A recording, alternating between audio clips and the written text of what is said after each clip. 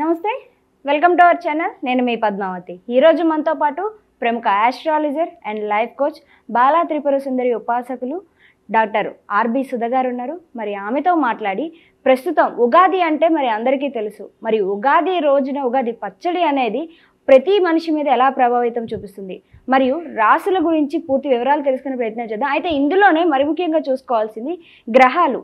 ఈ ప్లానెటరీస్ అనేవి మనుషుల మీద ఎటువంటి ప్రభావితం చూపిస్తాయి. అది కన్నా ఒక రోజు ముందే మనకి షష్టగ్రహ కూటమి వస్తుంది. సో ఇది అందరికీ తెలుసు. సో షష్టగ్రహ కూటమి వల్ల వచ్చే ప్రభావితాలు ఏంటి అనేది కూడా తెలుసుకునే ప్రయత్నం చేద్దాం. అయితే మీరు కూడా వీడియోని ఎక్కడ కూడా స్కిప్ చేయకుండా పూర్తిగా చూసేయండి. నమస్కారం మ్యామ్. నమస్కారం అమ్మా. మ్యామ్, యాక్చువల్లీ ఉగాది శుభాకాంక్షలు మీకు కూడా ముందుగా. మీకు విశ్వవసు నామ సంవత్సర ఉగాది శుభాకాంక్షలు మీకు ప్రేక్షకులు. మ్యామ్, ఇప్పటి వరకు కూడా మనకి న్యూ ఇయర్ వచ్చినప్పటికీ కూడా క్రోధినామ సంవత్సరమే నడిచింది. అయితే ఇప్పుడు శ్రీ విశ్వావసునామ సంవత్సరం సందర్భంగా మనము ముందుకు సాగుతాం ఉగాది నుంచి. అయితే ఈ సంవత్సరం ఏ ఏ రాశుల వరకు ఎటువంటి ప్రభావితం చూపిస్తుంది, ముఖ్యంగా మాట్లాడాలంటే ప్లానెటరీస్ మన మనుషుల మీద ఎక్కడో ఉన్న గ్రహాలు మనకు అనుకూలం చూపిస్తాయని అనేది మనకి పెద్దలు చెప్తూ ఉంటారు. సో ఇవన్నీ కూడా మనకి ఎక్కడ ఏ గ్రహం ఉంది, అది ఏ ఏ రాశి మీద ఎలా ప్రభావితం చూపిస్తుంది అంటారు? తప్పక ఫస్ట్ ఎప్పుడైనా మన రాశి ఫలితాలు మాట్లాడుకున్నప్పుడు మనం గోచారం మాట్లాడుకుంటాం. గోచార రీత్యా మాట్లాడుకోగలం. ఎందుకంటే వ్యక్తిగత జాతకం అనేది ఒక్కొక్కళ్ళకి డిఫరెంట్. ఎప్పుడు నేను చెప్తూ ఉంటాను అనమాట, photograph of heaven when you're born. అంటే ఏంటి, నువ్వు పుట్టినప్పుడు ఆ ఫోటో హెవెన్లో ప్లానెటరీ పొజిషన్స్ ఎలా ఉన్నాయో చూసుకుంటే దాన్ని బట్టి నీ లైఫ్ అనేది నడుస్తుంది. దాన్ని బట్టి మన ప్రెడిక్షన్స్ అనేవి ఇస్తాం. అలాగే గ్రహాలు అనేవి మోగుతూ ఉంటాయి. మనం ఎక్కడ ఏంటి నిల్చునే లేదు, లైఫ్ కూడా అంతే, మోగుతూనే ఉండాలి, ఒక చోట కూర్చోలేము. సో మోగుతూ ఉన్నప్పుడు మనకి తెలుసు 9 ప్లానెట్స్ ఉన్నాయి, 12 మనం భావాలు అంటాం, రాశులు అంటాం. ఎప్పుడు రాశి ఫలితాలు చెప్పినప్పుడు మనం రాశులు తీసుకుంటాం అనమాట. దాన్ని మనం భావాల కింద కూడా తీసుకుంటూ ఉంటాము. మోస్ట్ ఇంపార్టెంట్ ఈ సంవత్సరం యాక్చువల్గానే ఏంటంటే మనకి ఈ ఉగాది నుంచి, అసలు ఉగాది అంటే ఏంటి, న్యూ ఇయర్ మనకి తెలుసు, కొత్త సంవత్సరం అంటే ఒక యుగం ముగించి ఇంకో యుగం స్టార్ట్ అవుతుంది అనేది ఉగాది అనేది ఒక మీనింగ్ అనమాట దానికి. బట్ మోస్ట్ ఇంపార్టెంట్ ఏంటంటే ఇవి సోలార్ ఎక్లిప్సెస్ 2 వెళ్ళిపోతున్నాయి.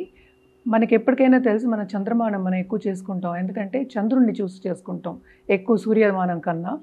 సో ఎప్పటికైనా అమావాస్య తర్వాత మనకి ఒక మంత్ అనేది స్టార్ట్ అవుతుంది, ఒక నెల అనేది స్టార్ట్ అవుతూ ఉంటుంది. మనకి తెలిసిన ఒక విషయం, అది పాడ్యమి రోజు, శుద్ధ పాడ్యమి రోజు మనకి స్టార్ట్ అవుతూ ఉంటుంది. అది ఉగాది మనకి ఈసారి మార్చ్ 30, 2025కి మొదలవుతోంది. అలాగే మార్చ్ 2026 వరకు ఉందన్నమాట, 1 ఇయర్ మనకి. మనం ఇప్పుడు మాట్లాడుకునేది ఆ రాశి ఫలితాల గురించే.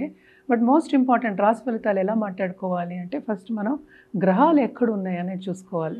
అది చూసుకోకుండా ఎలా ప్రెడిక్షన్స్ ఇస్తాము. చాలామంది ఉత్తిని ఫోన్లు చేసి అడిగేస్తూ ఉంటారు, అంటే మాది ఈ రాశి మాకు చెప్పేయండి అండి. రాశి బట్టి మనం చెప్పగలం కొన్ని, కానీ అన్ని గ్రహాలని మనం తీసుకోవాలి, ఎక్కడున్నాయో పొజిషన్స్ తీసుకుని ఎలా పొజిషన్ ఉన్నాయో, ఎలా మాట్లాడుతున్నాయో ఒక గ్రహాలకి, అంటే ఎలా కలయిక ఉందో అవన్నీ చూసుకున్న తర్వాతే మనం ఒక రాశి ఫలితం అనేది, ఒక ఫలితం అనేది ఆర్ ప్రెడిక్షన్ అనేది చెప్పగలం. సో మోస్ట్ ఇంపార్టెంట్ ఈ ఇయర్ ఏమవుతుంది అనేది చూద్దాం. మేము కుంభరాశి వారికి చూసుకున్నట్టయితే కనుక వీరికి ఉగాది నుంచి ఉగాది వరకు కూడా ఎటువంటి పరిహారాలు కనిపిస్తున్నాయి, దాంతోపాటుగా వీరు ఎటువంటి పరిహారాలు చేసుకోవాలంటారు? సో కుంభరాశి వాళ్ళకి ఏంటంటే వీళ్ళు కూడా కొంచెం అదృష్టం పట్టిందనే చెప్పుకోవాలి. అందరూ చెప్తున్నారు, అన్ని యూట్యూబ్ ఛానల్స్లో ఇదే చెప్తున్నారు కుంభరాశి వాళ్ళ గురించి. కానీ వీళ్ళకి మిశ్రమ ఫలితాలే ఘోషిస్తున్నాయని చెప్పుకోవాలి. ఎందుకంటే ఏలినాడ్స్ అని పరిపూర్ణంగా ఇంకా వెళ్ళలేదు. ఎప్పుడైనా శని వెళ్ళేప్పుడు మంచి చేసే వెళ్తాడు.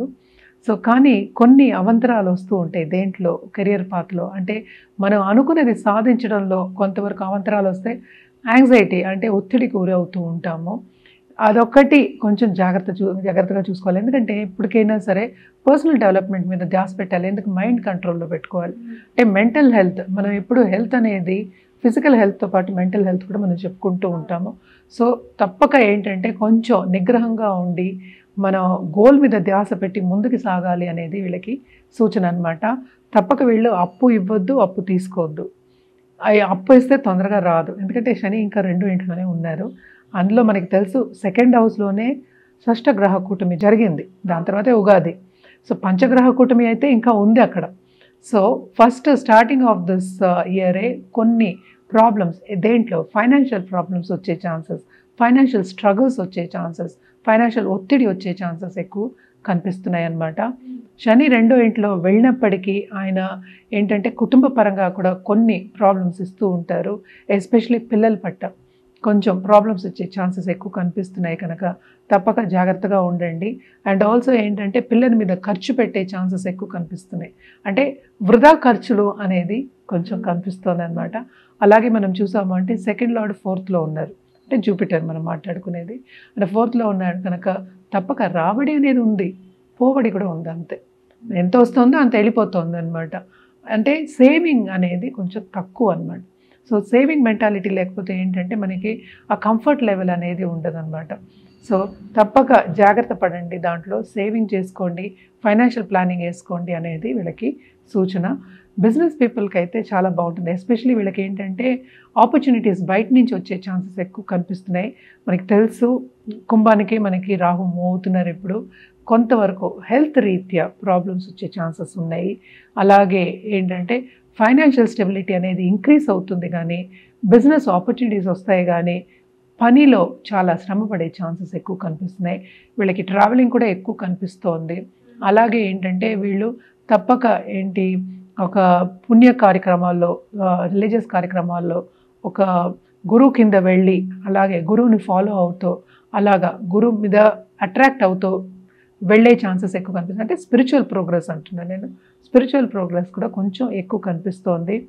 దాంపత్య జీవితంలో కొంతవరకు అనుకూల పరిస్థితి అనేది ఉండదు. కొత్తగా పెళ్ళైన వాళ్ళకి కూడా అదే పరిస్థితి. లవ్ రిలేషన్షిప్లో మాత్రం కొంతవరకు ఎడబాటు వచ్చే ఛాన్సెస్ ఎక్కువ కనిపిస్తున్నాయి అన్నమాట. కానీ ట్రావెలింగ్లో కూడా శ్రమ పడే ఛాన్సెస్ ఇందాక నేను చెప్పినట్టు అన్ని పేపర్స్ జాగ్రత్తగా పెట్టుకుని వీసా అవన్నీ ప్రాపర్గా పెట్టుకుని వెళ్ళడం అనేది మంచిది. కొన్ని ఆబ్స్టకల్స్ అనేవి కనిపిస్తున్నాయి.